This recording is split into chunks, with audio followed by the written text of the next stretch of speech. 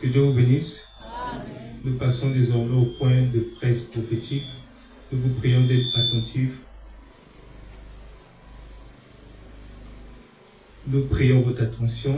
Pour le reste, je fais appel à la sœur Nadia pour la suite du programme.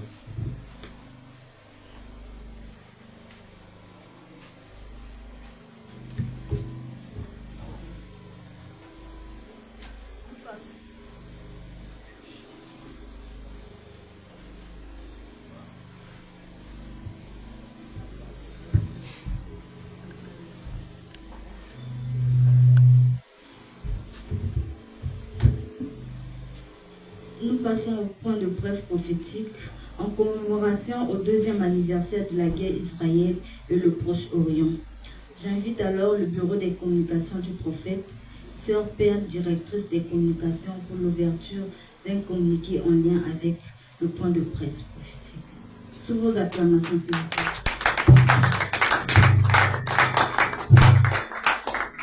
Shalom à tous.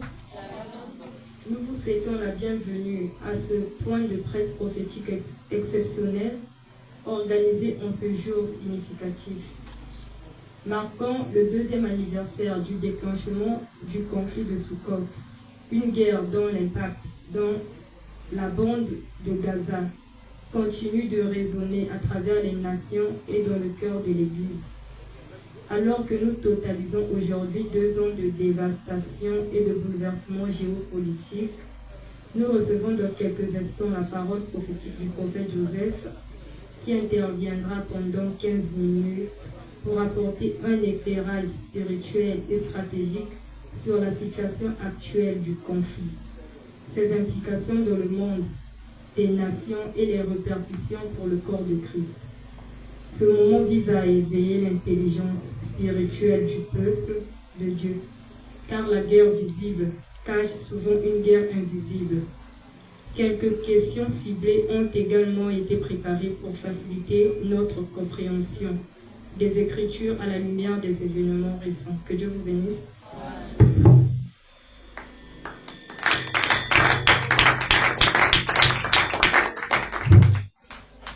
J'invite la sœur Grâce Divine, l'assistante principale du prophète, pour les communications spirituelles et prophétiques.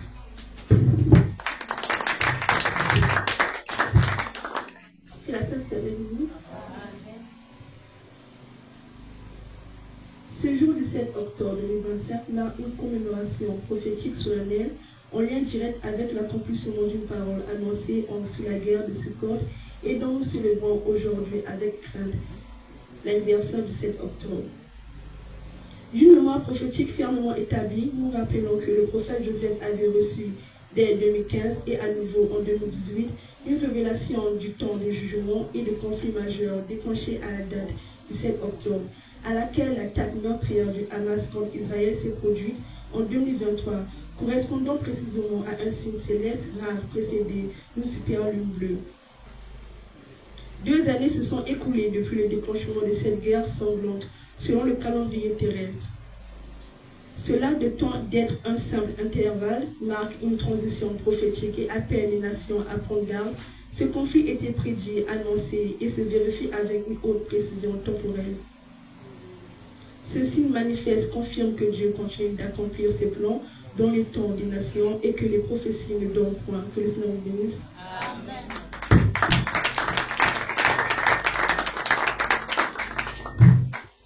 Nous invitons à présent le prophète Joseph pour son allocution.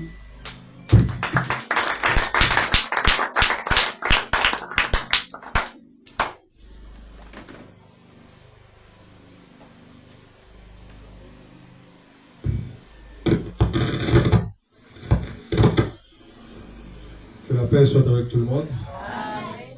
C'est juste aujourd'hui un moment de commémoration prophétique en lien avec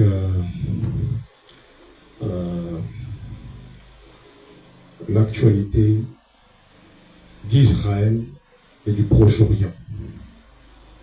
Aujourd'hui marque le 2e anniversaire d'une guerre qui en soi était un signe prophétique annoncé d'avance depuis mars 2015 et janvier 2018 dans toutes les moindres étapes. Aujourd'hui, 7 octobre,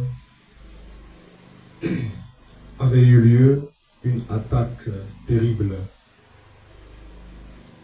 conformément à la vision du Seigneur révélée en mars 2015, qui montrait qu'il y aurait une attaque dans le sud d'Israël, parce que dans cette vision, je fus ravi en esprit jusque dans le désert de Negev, et je regardais, alors que mes regards plongeaient vers l'horizon, il y avait beaucoup de gens qui étaient en train de courir, chacun pour soi. Et de loin, je voyais qu'il s'était fait un grand massacre de corps et des corps qui jonchaient. Et beaucoup d'Israéliens étaient en train de courir à perte de vue, c'est-à-dire les gens ne savaient pas exactement où est-ce qu'ils allaient. Et dans cette vision, je posais la question à ceux qui couraient, mais ils ne pouvaient pas m'écouter, parce que j'étais comme, je ne sais pas comment expliquer ça, mais c'était tellement réel, mais seulement les gens ne pouvaient pas me voir et que je ne pouvais pas aussi les parler. Alors je demandais à celui qui était à côté de moi, d'où vient que tous ces gens sont en train de courir comme ça. Israël a la plus forte armée dans cette région. À voir la catastrophe qui est en train de se produire, c'est comme si il s'agissait d'une armée battue, ou je ne sais pas qu'est-ce qui est arrivé, qu'est-ce qui a pu bien arriver à l'armée israélienne pour qu'une telle attaque puisse surprendre, écraser la nation. Et à ce moment-là, il a dit que l'armée était absente, les moyens étaient absents de la frontière avec la bande de Gaza, et qu'il y avait une milice qui avait donc infiltré le territoire d'Israël, mais l'armée, proprement dite, n'était pas là pour pouvoir protéger les populations qui étaient là. Alors, après ça, il a parlé que cela devait être un signe pour un processus qui allait ouvrir le dernier cycle pour l'avènement du Seigneur, la fin des temps et les événements qui sont en relation avec cela. Alors, ça c'était en mars 2015. Non, en mai 2015, excusez-moi. En mai 2015. En ce moment-là, je me retrouvais à Kinshasa lorsque j'ai reçu cette vision. Lorsque je fus ravi en esprit, jusque dans le désert de Negev. C'est très loin. Dieu annonce longtemps d'avance les choses avant qu'elles arrivent. En tout cas, c'est lui qui a pris. Nous sommes en 2015. Et ensuite, en 2018, lorsque je suis sorti du désert, il a montré maintenant avec précision comment ce cycle allait s'étaler. Il devait se produire une super lune bleue, un phénomène de super lune bleue qui allait se produire dans la nuit du 30 au 31 août 2023, et ensuite après, il y aurait cette attaque qui m'avait révélé qui allait se produire, d'accord, et qu'ensuite, Israël envahirait la bande de Gaza, d'accord, dans la nuit du 27 au 28 octobre 2023, et qu'en ce même moment, il se produirait également une lune de sang partielle qui serait vue dans ce pays que nous allons voir. Et voilà, exactement tel que cela a été accompli. Ça, c'était en 2018 qu'il avait montré cette vision-là.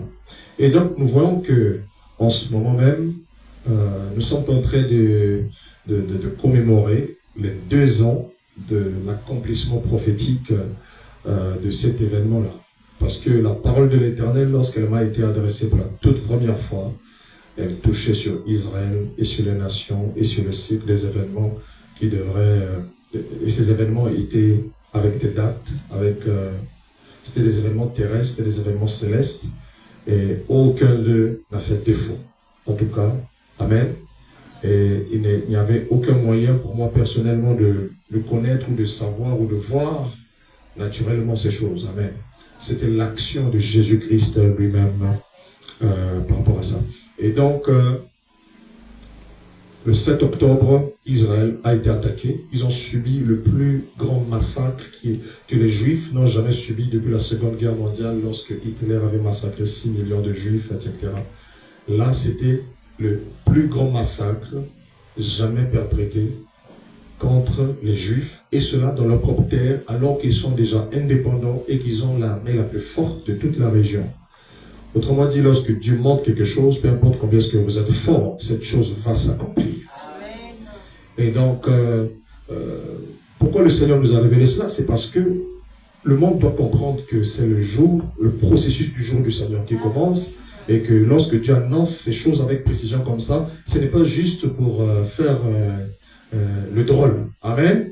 Mais c'est en fait pour vous alerter que là, le jour du Seigneur, c'est précisément les temps où le Seigneur lui-même intervient directement dans les affaires des hommes. Et là, il commence à déployer son agenda, et c'est tellement précis. Et Dieu nous a accordé cette grâce, amen, de devoir entrer dans cet agenda et de comprendre ce que d'autres comprennent, mais très faiblement, mais avec beaucoup plus de précision. Dans le temps dans lequel nous sommes, c'est utile que nous puissions saisir ces choses-là. Et donc, voilà. Donc, cette attaque a fait 1400 morts en Israël. Ils ont envahi, il y a eu ce groupe de miliciens du Hamas qui sont entrés, qui ont franchi la frontière entre la bande de Gaza et Israël. Ils sont entrés, ils ont massacré, tué des gens, violé des femmes, brûlé des enfants dans des fours devant leurs parents, massacré les parents devant leurs enfants et vice-versa, massacré les enfants devant leurs parents. Ils ont tué des gens à bout portant, et tout cela, le monde entier a bien vu ça, n'est-ce pas, et n'a pas réagi. Et nous sommes dans les temps où Israël va vivre une certaine détresse, et que peu importe sa force, ces événements qui ont été annoncés à son sujet doivent s'accomplir. Mais c'est afin que soit révélé le juste, le Messie. Amen. Et donc, c'est quelque chose de très important. Regardez bien le timing, et ça je le rappelle, lorsque c'est arrivé le 7 octobre 2023, c'était 50 ans après la guerre de Kippour, la guerre même qui avait été déclenchée le jour de la fête des expiations, le 6 octobre 1973. Ouais. Et cette guerre-là avait fait 3 semaines, ça avait opposé Israël à l'Égypte et la Syrie. L'Égypte avait envahi Israël par le sud, le Sinaï, et la Syrie avait envahi par le Golan. Cette guerre en question, c'est la guerre qu'Israël a failli perdre. Quelqu'un comprend ça? Mais Dieu est toujours avec son peuple. Israël ne peut pas être anéanti tant que le Messie lui-même, qui est le juste juge, n'intervient lui-même. Et vous comprenez que Israël est gardé pour un dessein spécifique, et il n'y a aucune nation, peu importe le nom de son Dieu, qui essaiera de jeter Israël à la mer. Ils ont essayé par le passé. Toute nation qui lutte contre Israël a fini par être réduite à néant. Et c'est ce que nous continuons à voir. Et c'est ce que les nations doivent savoir. On a beau parler contre Israël, mais Israël, cette nation que vous voyez, ce petit pays qui est en train de faire parler le monde entier depuis des générations, ce petit pays a été suscité, retourné sur sa terre, dans le but des accomplissements prophétiques les plus paradoxaux qui soient. Et donc aucune nation ne peut vaincre Israël tant que cette heure n'arrive. Et aucune nation ne va vaincre Israël parce que cette heure arrive. Et cette heure, lorsqu'elle viendra, elle fera déborder la justice de Dieu sur Israël, mais aussi sur toutes les nations de la terre. Et maintenant, ça faisait 50 années depuis cette guerre de Kippour jusqu'au 7 octobre 2023, ça faisait un jubilé, 50 ans, vous voyez ça un peu. Et ensuite, nous voici à 2 ans plus tard. Ils ont fait des captifs, ils ont fait des otages, beaucoup sont morts, d'autres ont été libérés, etc. Il y a eu des massacres. Bon, ensuite, Israël a dû répliquer. Il y a eu des bombardements qui ont commencé à se faire. Israël a commencé à bombarder la bande de Gaza. D'accord? Là, les nations ne savaient pas encore à quel point ce conflit serait aussi cruel. D'accord? Et aujourd'hui, la bande de Gaza ressemble à un désert. Vous voyez ça? Quelque chose qui pouvait ressembler à un paradis est devenu comme un enfer. Vous voyez? Ça a été réduit en cendres presque. Oui. Et tout ça, c'est cette guerre, mais c'est une guerre apocalyptique. Il n'y a pas une seule guerre. L'intensité de cette guerre, sur la bande de Gaza, vous doit vous rappeler l'intensité de la Seconde Guerre mondiale en soi. Cette seule partie de terre a regroupé les pires scénarios de la Seconde Guerre mondiale. Et même les massacres qui ont eu lieu dans cette bande de Gaza, s'il faut les tendre sur tout un continent, c'est extraordinaire. Vous comprenez ça? Ce que vous voyez se produire en Israël est précisément le début d'un compte à rebours pour une conflagration mondiale. Tout est en place. C'est à partir d'Israël que se lève le souffle qui va embraser les nations. Et donc, le Seigneur a révélé ça avec précision. Il nous a montré que cela devait arriver face à l'Iran. Jusque-là, ce n'est qu'une introduction. Ce que nous avons vu avec l'Iran, il y a quelque chose de très dur qui va se produire. D'accord? Israël va de nouveau entrer en conflit avec l'Iran, mais cette fois, ce serait grave. Il y a quelque chose de particulier, c'est que cette guerre en question, c'est la plus longue guerre de l'histoire d'Israël. Israël a combattu des guerres avec des États. Vous voyez ça un peu? Là, ça n'a pas autant duré. Vous voyez ça un peu? Mais là, c'est la plus longue guerre de l'histoire d'Israël. Pourquoi? Parce que Dieu veut ancrer le signal prophétique. Il veut bien enfoncer le signal. On dit qu'attention, ça, c'est différent de tous les moments où Israël est entré en guerre. Ça, c'est une autre saison. Et ouais, ça nous conduit à ceci. Alors, donc, nous sommes arrivés en 2025, 2 années de conflit. Amen. Le Saint-Esprit avait clairement indiqué, n'est-ce pas, que ce conflit devait durer 3 ans. Ouais. Et ouais, nous sommes arrivés à 2 années accomplies, n'est-ce pas? Et ce conflit va subir une prolongation de temps. À chaque fois qu'on a essayé de l'arrêter, à chaque fois qu'on essaiera de l'arrêter, cela va toujours dégénérer. Actuellement, il y a un plan de paix qui est en train de faire réfléchir le monde, qui est en train de faire réfléchir Israéliens, Arabes, etc. Ouais. Mais tous ces plans de paix sont voués à l'échec, vous comprenez? Parce que Dieu a décidé que cet endroit soit un signe. Et un signe n'est pas forcément quelque chose d'agréable pour le monde. Lorsque Dieu fait d'un endroit un signe, ça veut dire que cela apporte une désolation, une dévastation. Et c'est un signe pour le monde entier que les jours redoutables, donc craignez tous les prophètes et qui ont tous annoncé ces jours, vous voyez ça un peu, ces jours sont entrés en processus. Et ça, c'est un rappel très important. La raison pour laquelle le Saint-Esprit qui est sorti d'Israël nous a révélé ces choses, c'est parce que la même onction se retrouve de ce côté. Ouais. Et cette onction a annoncé autant de choses avec précision sur Israël, tel que nous sommes en train de voir. Maintenant, l'année 2026 sera une année particulière dans ce conflit. Ouais. L'année 2026 marquera un changement de cap très particulier. Amen. Donc, surveillons ces choses. C'est aujourd'hui une commémoration par rapport à ça. Ce n'est pas un événement anodin. Non. C'est un signal de la plus grande importance. Et nous remercions le Seigneur pour nous l'avoir fait connaître d'avance. Nous avons surveillé ces choses jusqu'à ce qu'elles se sont accomplies. Et maintenant qu'elles sont en cours d'accomplissement, nous sommes en train de voir l'enfantement. Parce que ces 2 années vont enfanter quelque chose. Vous voyez? Ce que nous avons vu dans ces 2 années, c'est le vent. Ce vent va engendrer la tempête. Regardez très bien. Vous voyez ça un peu? Ça va engendrer la tempête. Et la tempête en question sera tellement forte. Ah oui, ça c'est quelqu'un qui annonce encore des choses, des malheurs, des histoires comme ça. C'est la réalité des choses qui vont arriver parce que c'est la fin des temps. Beaucoup de chrétiens sont dépourvus de la connaissance prophétique des Saintes Écritures. Et en plus de cela, n'ont pas la parole de l'Éternel pour pouvoir voir cela.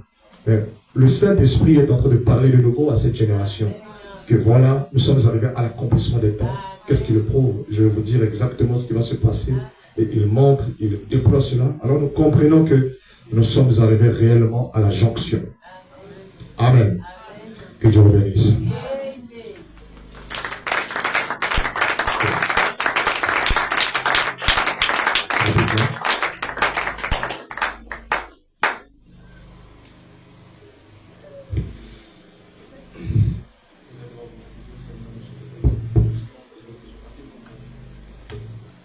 En fait, j'ai quelques questions.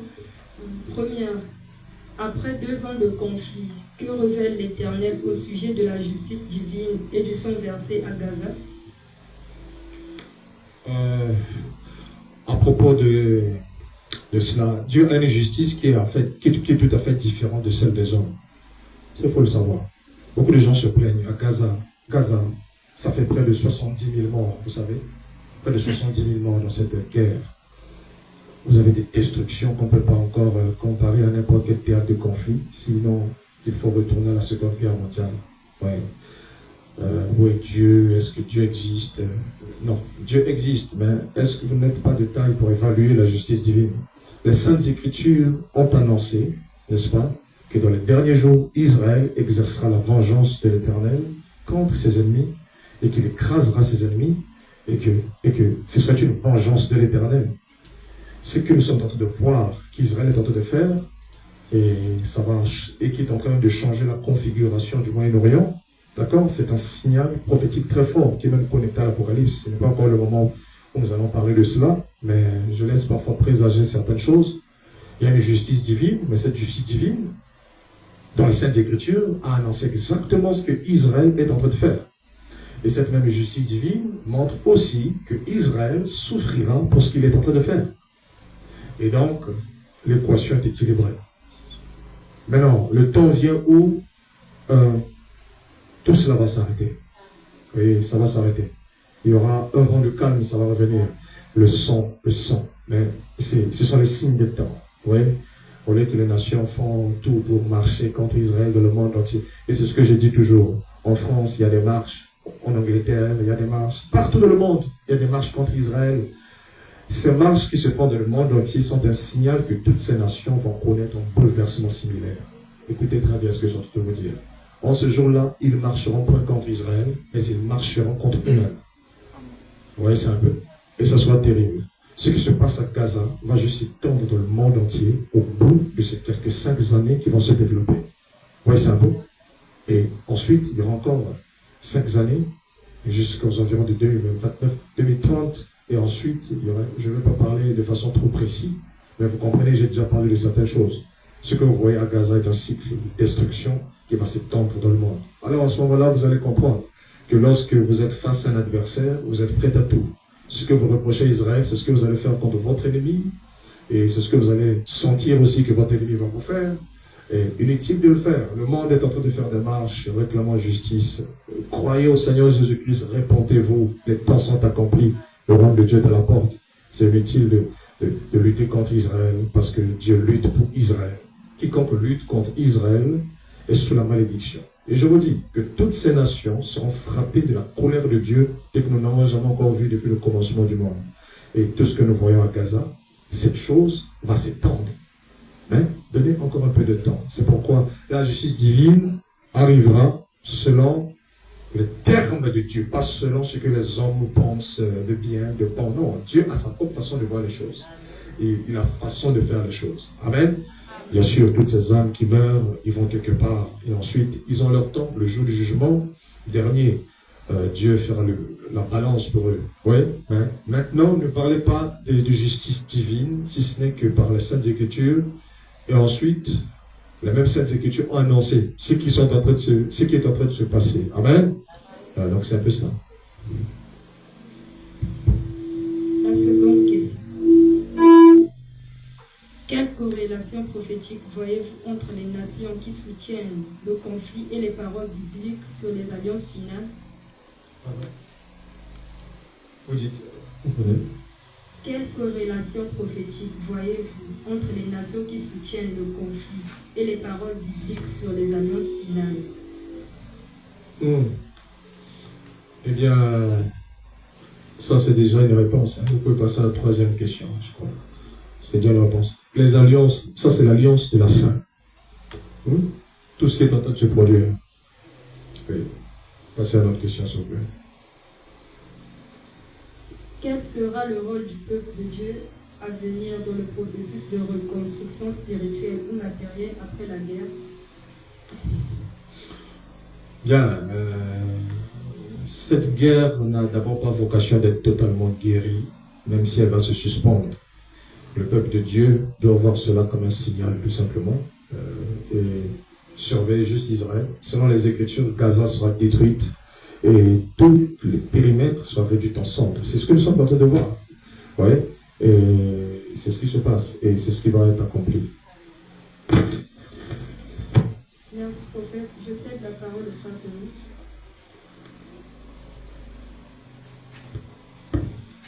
Shalom, peuple de Dieu, shalom, prophète. J'ai 4 questions. La première, comment l'Église est-elle appelée à intervenir spirituellement et moralement dans ce théâtre mondial, sans se laisser instrumentaliser? Comment l'Église est-elle appelée à intervenir spirituellement et moralement dans ce théâtre mondial, sans se laisser instrumentaliser? C'est la première question. J'ai 4 questions, c'est la première.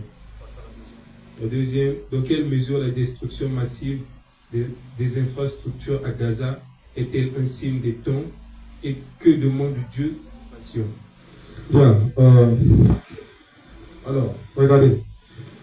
Ce qui se passe actuellement, ce que l'Église doit faire, c'est juste d'intercéder. Prier pour Israël, prier beaucoup pour cette nation, prier pour les Juifs, prier aussi pour les Arabes, prier aussi pour les Palestiniens.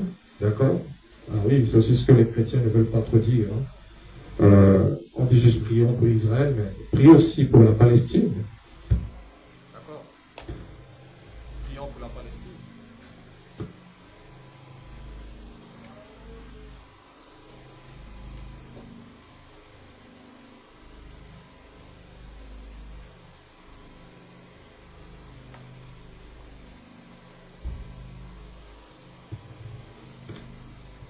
Donc, prions aussi pour la Palestine. Prions aussi pour les peuples qui sont opprimés. Amen. Israël aussi est opprimé. Vous comprenez? Donc, prions pour ces deux nations. Mais ne rêvez pas. Il n'y aura jamais une paix et il n'y en aura jamais jusqu'à ce que le Messie arrive.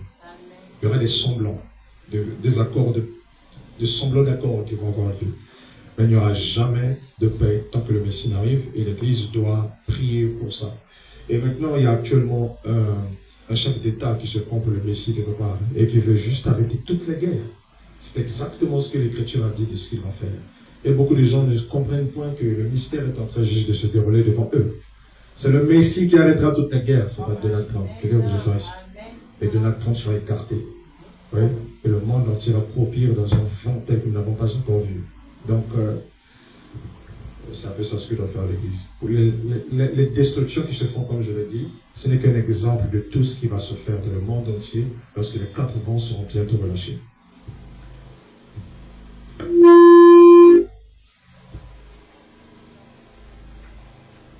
Ma dernière question. Pensez-vous que Dieu utilise ce conflit pour réveiller des nations assoupies? Et si oui, lesquelles sont concernées? Oui, Dieu utilise. Déjà, la Bible dit que Jérusalem sera une coupe d'étourdissement pour les nations de la terre. Vous comprenez ça un peu? Donc, ce qui se passe en Israël, d'accord, influencera les nations et même les mouvements internationaux afin que les prophéties soient accomplies à ce sujet. Ok. Merci, prophète. Je laisse la parole à la sœur Perle pour la suite.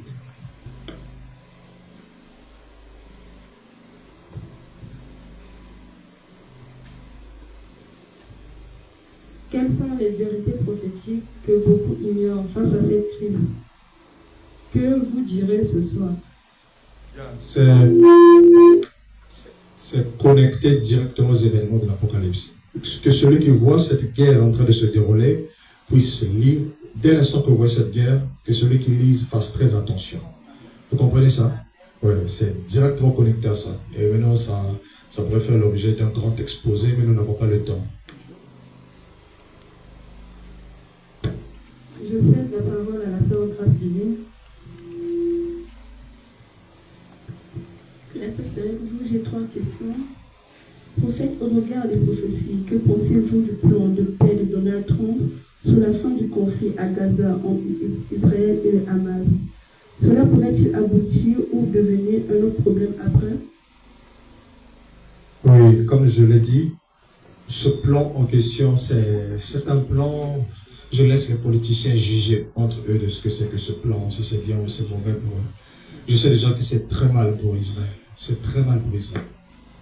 Ils vont faire des concessions qui vont leur amener encore des guerres et des guerres et des guerres. Mais compte tenu de la diplomatie, de la politique, des guerres interminables, ils voudront bien mettre cela en pratique. Mais ce que les États-Unis ne comprennent pas encore aujourd'hui, c'est que Israël, signataire des accords des années passées, est différent de cet Israël d'aujourd'hui. Je vous assure qu'ils vont tout de suite reprendre ce conflit dès l'instant que le Hamas verrait que ce plan ne répond pas totalement à ses critères. Ils sont encore entrés dans des négociations. Pourtant, ils ont crié victoire juste il n'y a pas longtemps en Amérique. Nous avons un accord de paix. Ça a été accepté par Israël, ça a été accepté par certains pays arabes. Et le Hamas a dit oui, mais a émis un mais.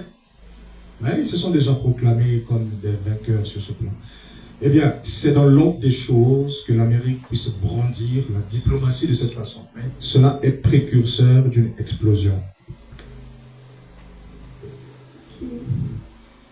À propos de l'Est de la République du Congo, qui est d'ailleurs au cœur de votre prophétie majeure, pouvez-vous nous dire, et au regard du lien spirituel que vous établissez en Ésaïe 18 entre les nations et Israël, quel pourrait être l'impact de l'année du jubilé 2026-2027 sur les deux pays, y compris les États-Unis?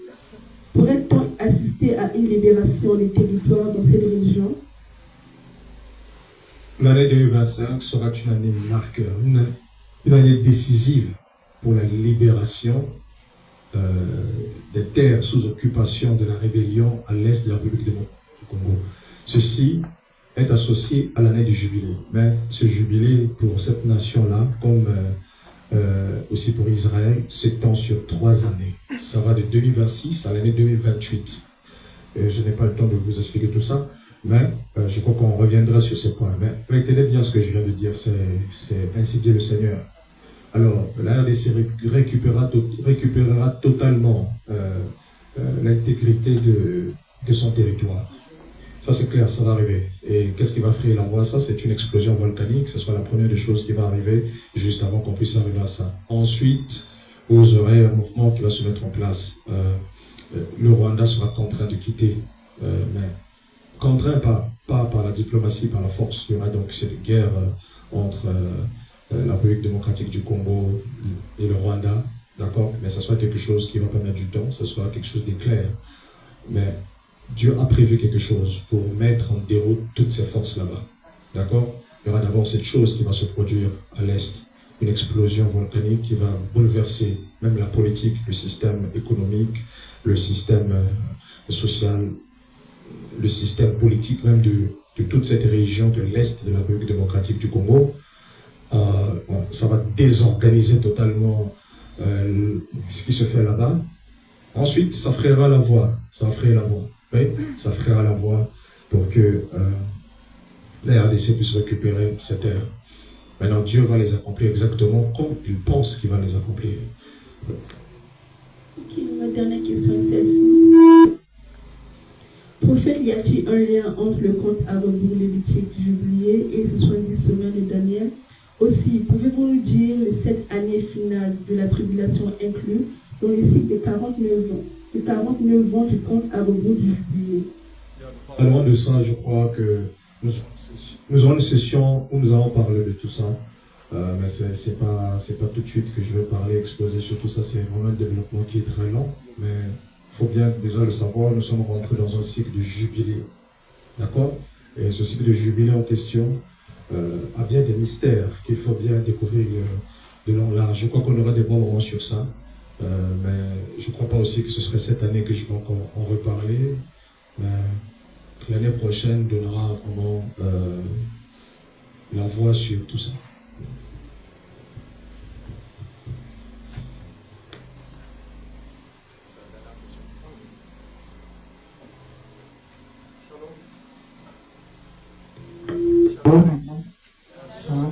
J'ai une question. Si demain une nation décide de s'engager pleinement pour la paix de Gaza, quelles seraient les conditions divines selon vos révélations? Ça sera l'échec total. Donc, aucune nation ne va réussir à faire ça.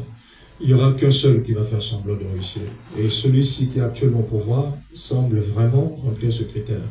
D'accord? Il n'y aura pas un autre gouvernement en Amérique qui vraiment remplira ce profil. Celui-là, vous savez de qui je parle, d'accord? Mais ils vont échouer. Parce que tout ça, ça va mener à la guerre. tout ça mènera à un niveau de conflit que nous n'avons pas encore vu.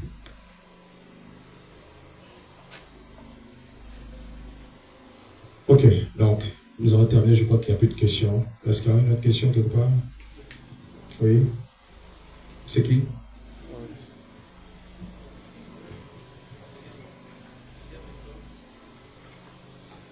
Bien, je crois que nous avons terminé. Salut ton frère, dis que la paix soit avec toi.